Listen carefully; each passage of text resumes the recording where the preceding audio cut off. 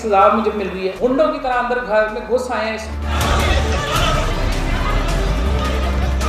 मौजूद है, आप गालियां दे रहे हैं, आप मेरे तस्वीरें देखें, मेरे सर पे से दुपट्टा खींच लिया है, जिस तरीके से बदतमीजी की है, जो गालियां दी हैं, मेरे वालिद को जो गालियां दी हैं, और हर जुमले में जर्नैल करके गाली दी है, यानी कि मेरे बाप का जर्नैल होना जुर्म है मेरा। मेरे बाप ने ना सिर्फ जर्नैली उनका सर का ताज था, मगर उन्होंने पाकिस्तान के लिए कुर्बानियां दी, उन्होंने इज्जत पाई है पाकिस्तान, वो पाकिस्तान के हीरो थे, मगर आज उनके साथ इस तरीके से करना। सेक्रेटरी आरटी को मेरे हस्बैंड ने कहा, महर साहब आप हमें जानते हैं, हम कौन लोग हैं? तो आगे से जवाब दिया, जाएं जी, जर्नल होंगे तो आप अपने घर में होंगे।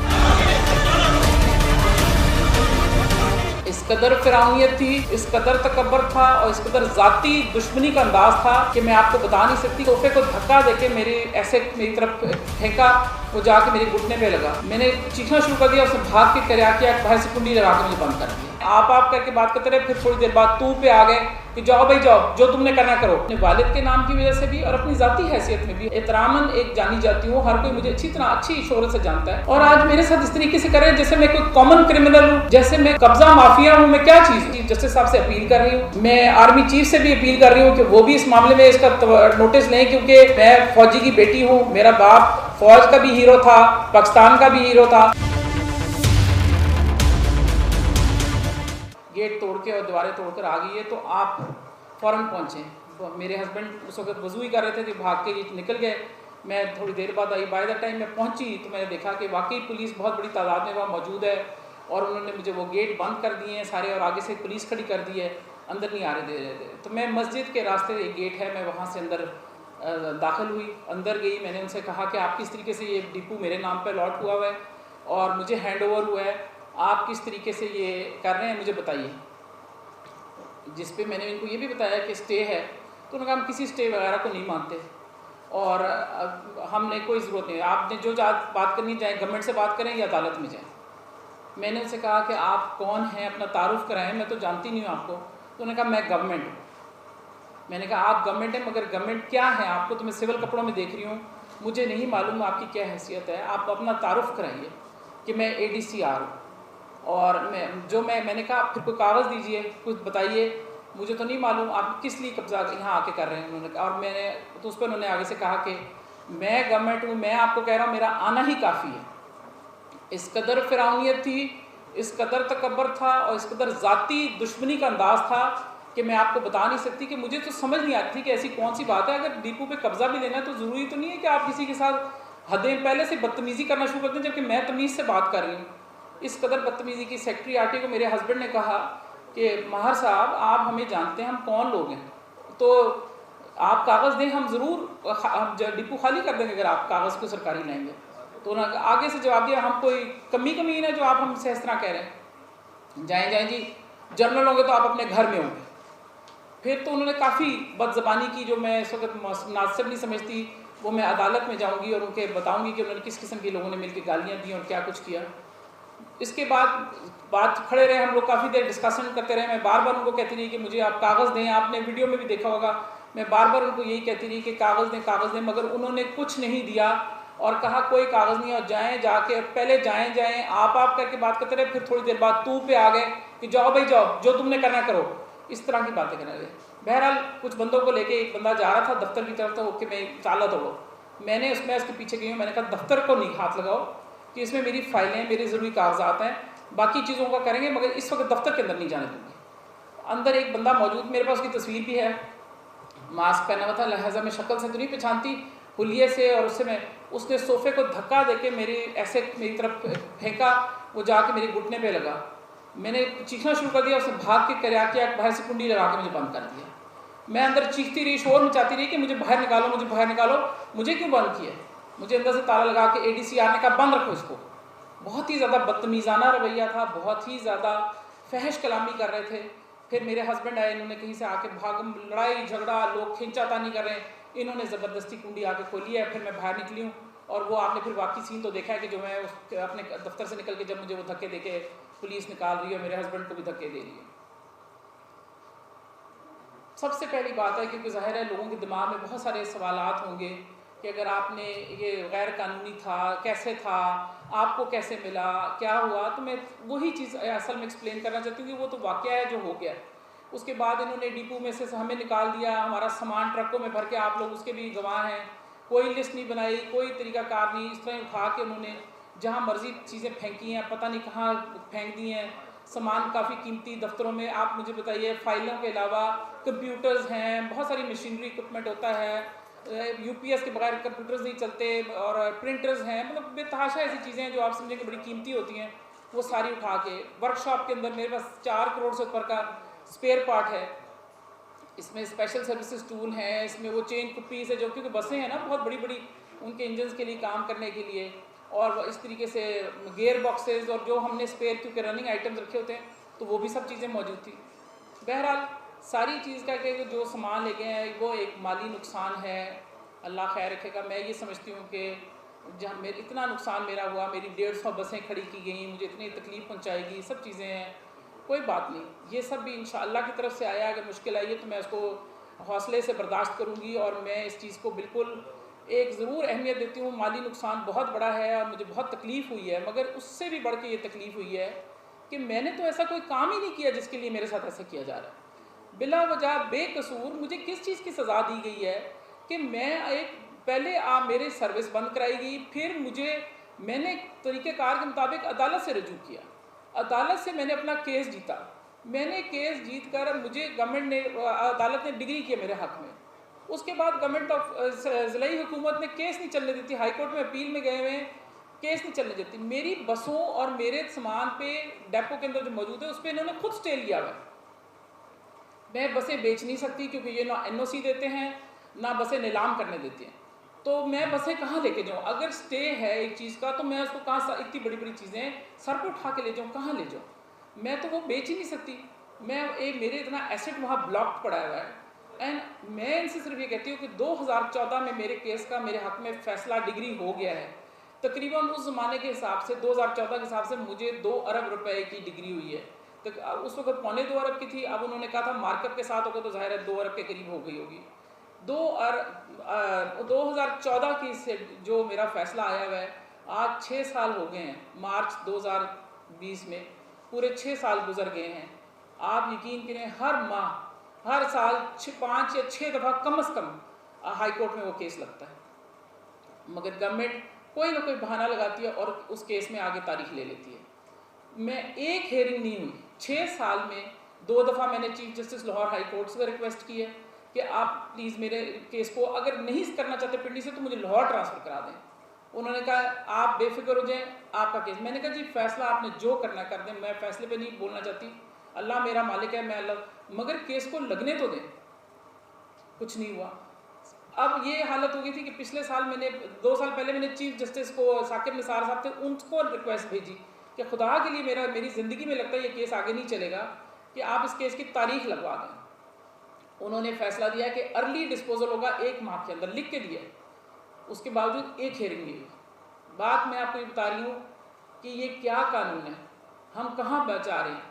मैंने कुछ भी गलत किया, मैंने स्टे लिया हुआ है अदालत से, इन्होंने स्टे लिया हुआ है, हमने तमाम कानूनी कार्रवाइयाँ पिछले 15 साल से अदालतों के धक्के खा रहे हैं। मेरी बसें आप लोगों ने खड़े देखी हैं, आपको सब आपकी चीज़ सामने मौजूद है कि मैं किस मुश्किल से गुजर रही हूँ।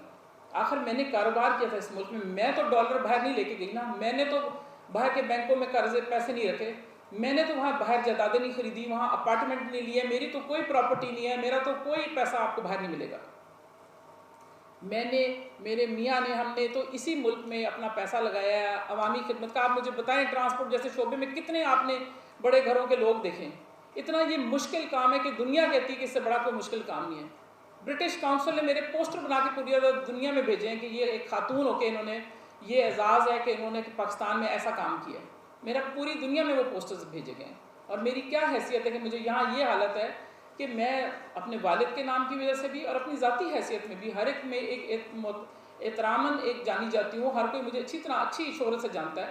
और आज मेरे साथ इस तरीके से करें जैसे मैं कोई कॉमन क्रिमिनल हूँ, जैसे मैं को पता नहीं कब्ज़ा माफिया हूँ, मैं क्या चीज़ हूँ। क्या ये अगर मुझे कहा जा रहा है बार बार कि जी ये तो कोई कहता है कश्मीर की ज़मीन है, महाराजा पुंछ की ज़मीन है, कोई कहता है ये गवर्नमेंट की ज़मीन है। मैं तो वन बाय वन आपको कहना चाहती हूँ। महाराजा कश्मीर की ज़मीन है, कश्मीर की ज़मीन है, तो मैंने क्या किया इस ज़मीन को, ये डिपो को मैंने बेहतर किया। यहाँ कुछ भी नहीं था इसकी, तो GTS के टाइम पे उन्होंने सीवरेज की पाइपलाइंस तक बेच दी थी निकाल के। मैंने तो इसके बिजली के पुराने बिल अदा किए हैं, जमा लाखों के हिसाब से जो GTS छोड़ के गई थी। मैंने तो इस डिपो को सारा, आप देख लेंगे उसका फर्श, यहाँ शराब के का था और वहाँ बाकायदा लिखा हुआ दीवारों पे जगह जगह कि यहाँ जुआ खेलना मना है। मैंने तो वहाँ जाके उसकी सफाई की, 70 ट्रक मैल गंद कचरा मैंने वहाँ से उठवा के पहली दफ़ा पिटवाया था। मुझे बताइए कि वो डिपो जिस पे छापे मारे जाते थे, पुलिस छापे मारती थी कि लोग वहाँ जुआ खेलते थे, वहाँ बदबू के ऐसे ताफन के भपके आते थे कि कोई शरीफ इंसान खड़ा नहीं हो सकता था। जब मैं पहली दफ़ा गई तो आप यकीन करें कि गुसल खाने इस तरह गंदे नहीं होते जिस तरह से वहाँ हालत थी। बड़े बड़े चूहे वहाँ फिर रहे थे। मैंने तो अपनी तरफ से सफाई की, उसको इस्तेमाल किया, और एक कोई मुझे बताएं खोखा दुकान कोई चीज़ मैंने वहाँ बनाई हो मेरी, तो आप इससे अंदाज़ा लगा लें कि जिधर जिधर हुकूमत की ज़मीन है लोगों ने उसके हिस्से बखरे कर लिए हैं, प्लॉटों को पे इंक्रोचमेंट कर लिया है, किसी ने कोई दुकान बना ली है। लाहौर में मुझे खुद पता है, मैं खुद गवाह हूँ इस बात की कि जितने इन्होंने GTS के अड्डे दिए हैं, लोगों ने उसके ऊपर दुकानें बना के पकड़ियों पे दे दी हैं आगे से। मुझसे बारहा लोगों ने राब्ते किए हैं कि हमारे साथ कुछ ज़मीन का लेन देन कर लें, मैंने कभी नहीं माना। तो मैं तो आप एक तरह से समझ लें कि मैं अपने सर पे तो ये ज़मीन उठा के नहीं ले जा रही, ना मैंने यहाँ कोई और काम किया है कि ये मैं तो उस ज़मीन की मुहाफ़िज़ हूँ। अगर मुझे हवाले किया तो मैं देने की भी पाबंद हूँ, मगर देने का एक तरीक़ाकार होता है। ऐसे थोड़ी है कि आप गुंडों की तरह अंदर घर में घुस आए हैं, स्टे मौजूद है, आप गालियाँ दे रहे हैं, आप मेरे सर पे से, आप मेरी तस्वीरें देखें, मेरे सर पे से दुपट्टा खींच लिया इन्होंने। मैं सर पे दुपट्टा ओढ़ती हूँ और मेरे सर पे से दुपट्टा खींच के उन्होंने जिस तरीके से बदतमीज़ी की है, जो गालियाँ दी हैं, मेरे वालिद को जो गालियाँ दी हैं, और साथ हर जुमले में जर्नैल करके गाली दी है, यानी कि मेरे बाप का जर्नैल होना जुर्म है मेरा। मेरे बाप ने ना सिर्फ जर्नैली, उनका सही बात है, सर का ताज था, मगर उन्होंने पाकिस्तान के लिए कुर्बानियाँ दी, उन्होंने इज्जत पाई है पाकिस्तान में, वो पाकिस्तान के हीरो थे। मगर आज उनके साथ इस तरीके से करना, इंतज़ामिया को कोई एहसास नहीं है, कोई। अब मैं इतनी दुखी हूँ, और मैं कहती हूँ कि अदालत का कोई एहतराम नहीं है कि क्या आपने देखने के किस तरीके से अदालत के साथ किया है कि उन्होंने कहा जाओ जाओ जाओ अदालत में जाके देख लिए बड़े जज, जाओ, इस तरह बात की।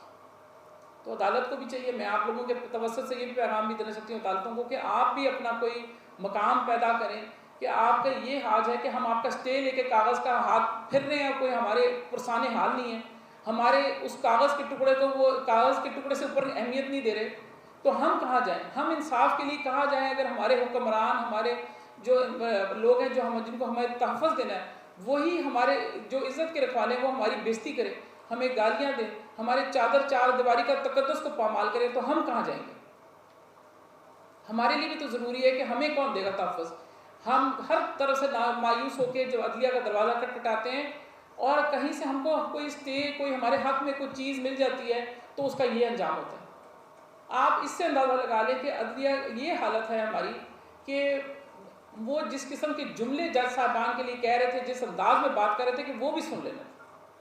मैं नहीं कहना चाहती क्योंकि वो फिर तौहीन अदालत हो जाएगी, कि मगर वो जो जिस तरीके से बेधड़क तौहीन अदालत कर रहे थे, वो मेरा तो ख्याल है कि अदालत को इस पर भी करना चाहिए कि स्टे के दौरान, मैं चीफ जस्टिस से अपील कर रही हूँ कि जी स्टे के दरमियान मेरे पास एक कागज़ का टुकड़ा है, आप कोई इसको अहमियत देता है तो ये नोट बन जाता है, कोई इसको अहमियत देता है तो ये कुरान बन जाता है, कोई इसको अहमियत देता है तो कागज़ का टुकड़ा ही रह जाता है, नहीं देता तो कागज़ का टुकड़ा रह जाता है। मेरे लिए इसकी अहमियत ये थी कि मुझे एक मुअज़्ज़ज़ जज ने अदालत से स्टे दिया था, और मेरा बड़ा मान था कि मेरे पास स्टे है, कोई मुझे छेड़ नहीं सकता। मैं लाहौर हाई कोर्ट के जस्टिस हसन बिलाल, शाहिद बिलाल हसन या उनका जो भी नाम है, उनसे बात की थी। उन्होंने कहा मैंने आपको स्टे, मैंने कहा मुझे स्टे एक और दे दे, तो उन्होंने कहा आपको स्टे की ज़रूरत नहीं है, आपके पास ये स्टे है, और मैं आपको अश्योर कर रहा हूँ कि कोई आपको डिस्पोजेस नहीं करेगा। देख लें मेरे साथ क्या हुआ आपके सामने। अगर आज मेरे साथ है, मैं जनरल हमीद गुल की बेटी हूँ, तो ये मेरा जुर्म है, मैं इसकी सज़ा मुझे मिल रही है। आज मेरे साथ ये कर रहा है, तो आम लोगों के साथ क्या कुछ हो रहा होगा, किस तरीके से कोई और इस मुल्क में कारोबार कर सकता है। जब मैं कारोबार करती हूँ तो मुझे सियासी इंतकाम का निशाना बनाया जाता है। जब मैं आज मुझे कोरोना सेंटर का कह रहे हैं, मुझे बताएं किस तरीके से पुंछ हाउस जो एक बिल्कुल थिकली पॉपुलेटेड बिल्डिंग है और एक सदर शहर के बीच में, कैसे आप कोरोना का आइसोलेशन सेंटर बना सकते हैं। और फिर ये बात है कि अगर बनाना भी है तो उसका तरीकाकार है कि मेरे पास स्टे में मौजूद है डिपो, आप मुझसे रब्ता करें, आप मुझसे बात करें, आप कहें कि जी हमें चाहिए। तो मैंने तो बेनज़ीर भुट्टो हॉस्पिटल में अभी चिल्ड्रन का हॉस्पिटल बना के दिया है, अभी कोरोना वार्ड बना के दिया, तो मैं क्यों ना मदद करती। मैं खुद एहसास करती हूँ, मैं खुद इस चीज़ का दर्द दिल रखती हूँ, और मुझे एहसास है कि अगर हम इस वक्त अपना हिस्सा नहीं डालेंगे तो ये हम कैसे इस मुश्किल वक्त से गुजरेंगे। मगर ये तो तरीका नहीं कि आप कोरोना की आड़ में शब खून मारें, वारदातें करें, और आपको अरबों की ज़मीन, ये बिल्कुल अरबों की ज़मीन है, मेरी नहीं है, हुकूमत की है, मगर अरबों की ज़मीन को बांटने के लिए सबकी लालें टपक रही हैं। और चीफ सेक्रेटरी साहब के मुझे जब कहते हैं बात की तो मैं कहा चीफ सेक्रेटरी साहब के ऑर्डर हैं। भाई चीफ सेक्रेटरी के ऑर्डर में किसी के अदालत के ऑर्डर से तो ऊपर नहीं हो सकते ना। अब मेरे लिए तो ये अहमियत, मुझे ये बताइए मैं कहाँ जाऊँ, मैं किसका दरवाज़ा खटखटाऊँ, मैं किसको मानूँ। वो स्टे, हम अदालत में जाते हैं, वकील करते हैं, फीसें भरते हैं, धक्के खाते हैं, एक फैसला अपने नाम पे ले लेते हैं या स्टे लेते हैं या हक पे, तो उसके बाद हमारे साथ ये, जब उसकी अहमियत ही कोई नहीं रहेगी तो आपने इसका मतलब अदलिया तो ख़त्म होगी। तो इसका मतलब है ये पुलिस स्टेट है जिसके साथ चाहे जो मर्जी करे, किसी की कोई इज्जत नहीं है, जिसकी मर्जी इज्जत उतार दें, जिसके दुपट्टे खींच दें, कोई नहीं, जिसके बाप को गाली दे दें, जिसको जिस तरह चाहे रगड़ दें, कोई परवाह नहीं।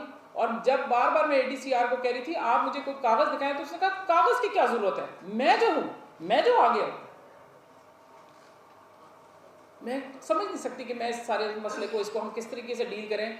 मैं बस अब फिलहाल तो यही है कि मैं चीफ जस्टिस साहब से अपील कर रही हूँ, मैं आर्मी चीफ से भी अपील कर रही हूँ कि वो भी इस मामले में इसका नोटिस लें, क्योंकि इस तरीके से मैं फौजी की बेटी हूँ, मेरा बाप फौज का भी हीरो था, पाकिस्तान का भी हीरो था, हैं बल्कि, और उनके साथ आज उनकी बेटी के साथ इस तरह नाइंसाफ़ी हो। मैं ये कहती हूँ कि मेरे साथ इंसाफ होना चाहिए। अगर मैंने गलत किया तो ज़रूर मेरी पकड़ करें, मगर बहरहाल ये तरीका नहीं है। और अगर मैं सही हूँ तो फिर जो जिम्मेदार हैं उनको करार वाकई सज़ा दी जाए, क्योंकि ये भी तरीका नहीं है कि आप लोगों की इज़्ज़तें उछाल दें, आप परवाह ना करें। मेरा सारा सामान, कुरान शरीफ जिसके अंदर मौजूद थे, मेरे पास हज़रत इमाम अबू हनीफा की मस्जिद का सबसे पड़ा हुआ कुरान मजीद था, वहाँ वो सब उठा के उन्होंने कूड़े में फेंक दिए।